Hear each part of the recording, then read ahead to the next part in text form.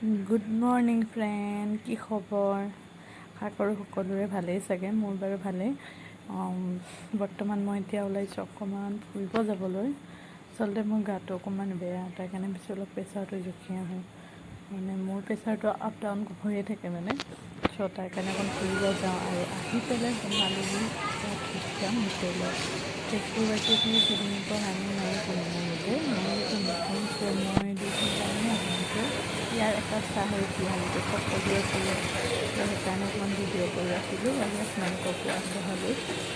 আশা কৰোঁ চাই চাগে ভালো পাব। যোৱাকালি মই এটা মন্দিৰলৈ গৈছিলোঁ, তাৰো অকণমান কিছু অংশ আপোনালোকৰ বাবে শান্তি দিব পাৰে। বহুত ধুনীয়া হয় পুৰণা মন্দিৰ।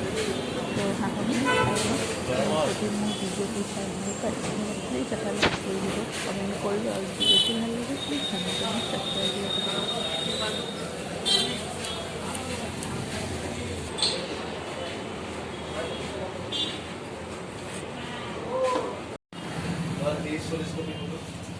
অ্যালবাম অ্যালবাম তো ৰেডিমেড অ্যালবাম